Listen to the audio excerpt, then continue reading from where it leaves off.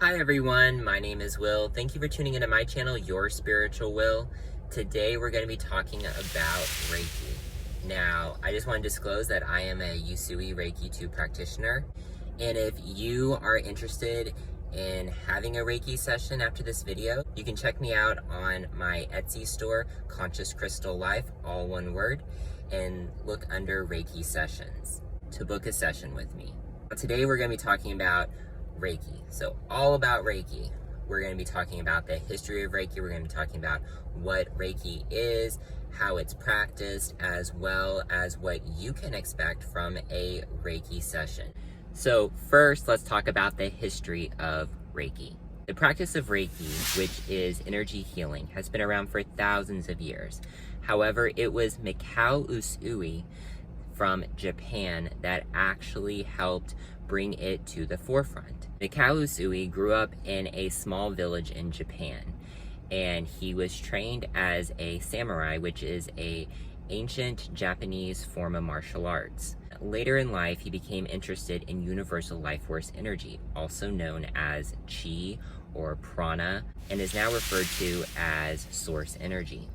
And he actually learned about universal life force energy from Buddhist texts and the practice of Reiki. He took that knowledge and he trained over 2,000 people over his lifetime the art of Reiki, which is energy healing.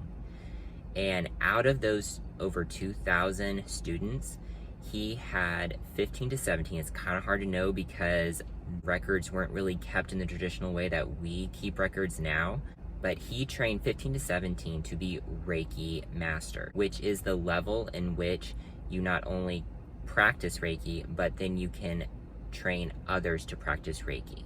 And out of those 15 to 17 Reiki Masters that he trained over his lifetime, he trained a student named Chujiro Hayashi, who trained 17 Reiki Masters over his lifetime.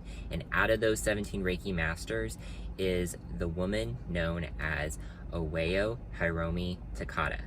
And she is known as the person who helped bring Reiki from Japan into the West. Now, Mrs. Takada was born in Hawaii in 1900. Now, in her 30s, she became ill and she moved back to Japan to stay with family. This is where she discovered Chujiro Hayashi's Reiki clinic. And through the practice of Reiki, she became better and then learned Reiki for herself. She became a Reiki master and then moved back to Hawaii in 1938 to open her first Reiki clinic. Now, this is where the history of Reiki gets rocky, because in 1939, World War II started. And shortly after that, the attack on Pearl Harbor in Hawaii happened. When this happened, by executive order of then President Franklin D. Roosevelt, over 120,000 Japanese Americans were rounded up and put in concentration camps. This was such a dark and sad day in the history of the United States, the supposed land of the free. And those over 120,000 Japanese Americans stayed in those concentration camps for over 4 years. This was absolutely horrible. And even though the United States has then since given reparations to those affected, it in no way covered the amount of physical, mental, and emotional pain and agony that this group of Americans went through during that time. And thankfully, Oeo Hiromi Takada was able to not be rounded up and placed in one of those concentration camps. So in spite of all of that happened, she still continued to practice Reiki, help others, and spread the practice of Reiki in America. Mrs. Takada passed away in 1980 at the age of 79, but over her lifetime, she trained 22 Reiki masters to carry on the practice of Reiki in the West. Now Reiki is practiced all over the entire world, including the United States, and this is all due to the work of countless Reiki masters that continued the practice all over the world, and in particular, these 3 Reiki masters. Now, everyone practices Reiki a little differently. There are actually different types of Reiki. I'm just going to give an example. There's Usui Reiki, there's also Holy Fire Reiki, there's several different types of Reiki, and this is due to the fact that Reiki was not actually written down in manuals or textbooks. It was passed verbally from teacher to student. But the purpose of Reiki remains the same, which is energy manipulation. You are manipulating the energy within someone's body. And you may ask, where does this energy come from? Where is it located? Well, there are several energy centers within the human body. There is hundreds, actually, of energy centers, but today we're only going to mention the main 7 you may know about, which are called chakras. And these energy centers are the root chakra, the sacral chakra, the solar plexus chakra, the heart chakra, the throat chakra, the third eye chakra, and the crown chakra. Now, these chakras, or energy centers, are oscillating at all times. They are sending and receiving frequency and vibrations, and when those energy centers become underactive or overactive or altogether blocked, then there is an energy imbalance within you. And this can manifest in physical, emotional, and mental problems, such as depression, anxiety, frustration, stomach issues, joint issues. The list can go on and on. So even though it is an energy imbalance, it manifests physically with physical symptoms. And this is where the practice of Reiki comes in. Now, when you go to a Reiki practitioner, or you learn Reiki and you're doing Reiki on yourself, you are manipulating the energy within your body. You are correcting those energy imbalances within your body, within your chakras. So this is why before a Reiki session, the Reiki practitioner will ask what you would like to focus on, what issues you may be having, because that helps them be able to target what is actually giving you issues and to target those chakra points. Now, at this point, you may be thinking to yourself, oh, this sounds like woohoo, but it is not. It is not. A lot of things we don't physically see, but they exist. Energy is one of those things. And I can tell you that the government knows about energy within the body. A matter of fact, there are classified CIA documents that have been recently declassified in the past several years that have confirmed this. The CIA, the government, know that these things are real. Now, I can tell you that they do not want you to know that these things are real. They want you to go down to the store, take a pill, get a shot in order to fix all of these problems. Now, I am not saying in any way that if you need medical attention, that you should not seek medical attention. Obviously, if you need medical attention, you should go see medical attention. Reiki and conventional medicine are best when practiced together. So when they're used in tandem, they can really improve your life. I'm just saying, don't pop a pill for every little thing when you could potentially fix the problem longer than the 4 to 12 hours that pill lasts. Now, back to talking about Reiki. So whenever you book a session with a Reiki practitioner, the Reiki practitioner will ask you what problems you may be having. Make sure that you tell the Reiki practitioner all of your symptoms, because they can only help you if they know the whole picture. And before the session starts, the Reiki practitioner may have you sit in a chair or lay down on a table. It depends on the practitioner as well as the comfort level of the client, because obviously the Reiki practitioner does not want the client to be uncomfortable during the Reiki session, because then energy is not going to flow where it needs to. And during a Reiki session, the Reiki practitioner becomes a channel for universal life force energy. And like I said before, it's known by many different names, such as Chi, Prana, as well as the more commonly referred to source energy. And the Reiki practitioner will target chakra points within the body and manipulate the energy in those areas to correct any energy imbalances within the body.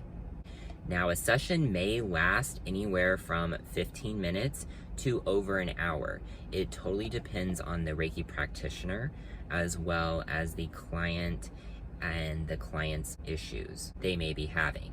Now, the Reiki practitioner will also ask, do you want hands on or hands off? Some Reiki practitioners only do one or the other, while others leave it up to the client. Because Reiki is just energy and energy manipulation, there is no need for physical contact. This is how long distance Reiki sessions work, because it is manipulating energy. So it doesn't matter if you're in the same room and touching the person, or if you are thousands of miles away. Energy works the same.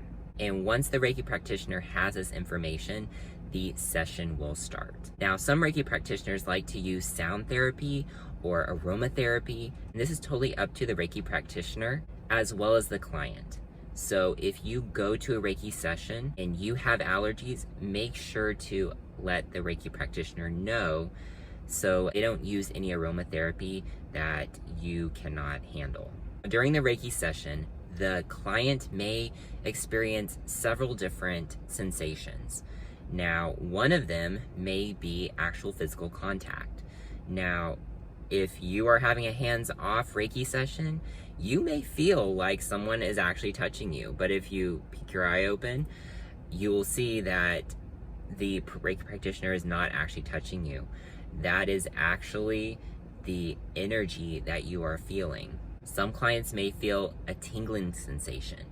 Other clients may feel a warm or a cool sensation on their skin. Others may feel really like happy, blissful, relaxed, while others may get angry or frustrated or feel a sudden rush of sad emotion, even crying during a Reiki session. This is completely dependent on the client and the energy imbalances in their body. Because if you have a lot of blocked energy, that's got to come out somehow.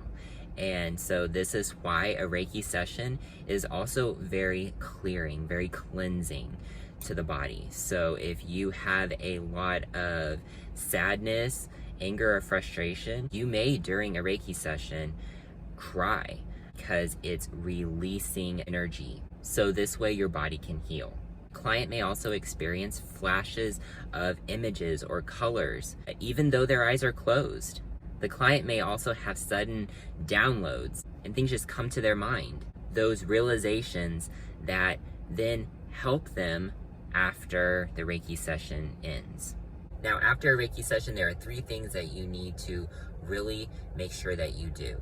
The first one is actually before and after a Reiki session, which is drink plenty of water. Drink plenty of water, because like I said before, a Reiki session is a rebalancing of that energy within you, and it can also be cleansing you of any negative energy as well. So anytime you're cleansing anything, that requires water. So make sure that you are drinking a lot of water before and after in order to clear away any negative energy residue that may be trying to clear, even after this session is over.